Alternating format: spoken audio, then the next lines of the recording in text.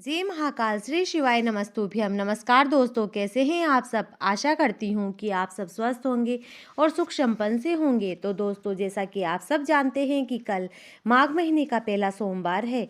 तो गुरुजी प्रदीप जी महाराज ने आशुतोष शिव महापुराण में इस माघ मास के सोमवार को करने के लिए बहुत सारे चमत्कारिक उपाय बताए हैं, जिसे कर कर आप अपने जीवन में अधिक से अधिक लाभ प्राप्त कर सकते हैं। जिन बच्चों की उम्र 30, 35, 40 साल हो गई है और विवाह का योग बैठ ही नहीं रहा है, तो इस उपाय को ये बच्चे अवश्य करें। इससे उनका विवाह शीघ्र ही अति शीघ्र होगा। और दूसरा उपाय है कर्जा मुक्ति का उपाय। जो व्यक्ति बहुत ज़्यादा कर्जदार हो गया है, जिसके सिर पर बहुत ज़्यादा कर्जा हो गया है और कर्जा बढ़ता ही जा रहा है, कर्जा समाप्त करने का कोई भी साधन नज़र नहीं आ रहा है, तो कर्जा मुक्ति का ये सरल उपाय आप अवश्य करें। तो इन दोनों उपायों को जानने से पहले आप रोज़ की तरह मेरे वीडियो को लाइक करें, और यदि आप मेरे चैनल पर नए हैं और आपने मेरे चैनल को अभी तक सब्सक्राइब नहीं किया है, तो जल्दी से मेरे चैनल को सब्सक्राइब अवश्य करें। तो बढ़ते हैं इस कर्जा मुक्ति के चमत्कारिक उपाय की ओर। तो कर्जा मुक्ति के इस उपाय के लिए हमें तांबे का एक कलश लेना है, और इस कलश में जल घर से ही भरकर महादेव के मंदिर ले जाना है। इस कलश को जब आप जल से भर लें, तब इस कलश में हमें लाल या पीली चंदन की एक बिंदी लगानी है।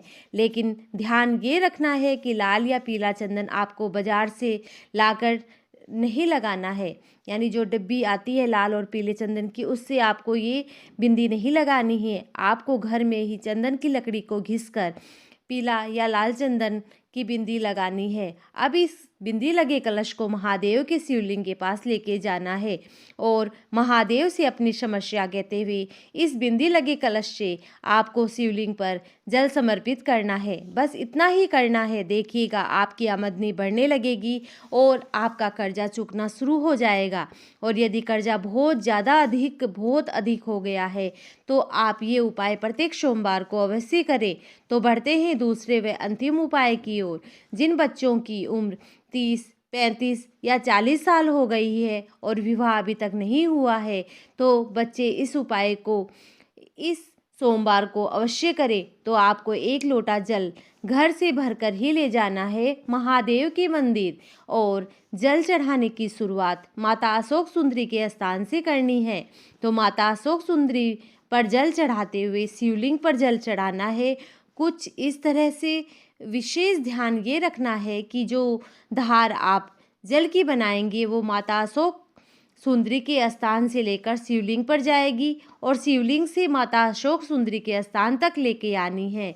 जल की धारा बीच में टूटनी नहीं चाहिए। तो ये उपाय आपको शीघ्र विवाह के लिए है। जिनका विवाह अभी तक नहीं हुआ है, जिनकी उम्र बहुत ज़्यादा अधिक हो गई है, माता पिता परेशान हो गए हैं, वो बच्चे इस उपाय को अवश्य करें। यदि ये उपाय बच्चे खुद नहीं कर सकते, तो किन्हीं कारणवश, तो ये उपाय आप उनके निमित्त कोई भी घर का सदस्य या माता पिता कर सकते हैं। लेकिन उस बच्चे या बच्ची को बताकर ये उपाय आप अवश्य करें। देखिएगा इस उपाय को करने से उन बच्चों का विवाह योग शीघ्र ही बैठेगा। तो इस उपाय को आप सच्चे मन से जल्दी और विवाह के लिए अवश्य करें। तो मिलते हैं नए उपाय के साथ। जय महाकाल, जय श्री शिवाय नमस्तुभ्यम।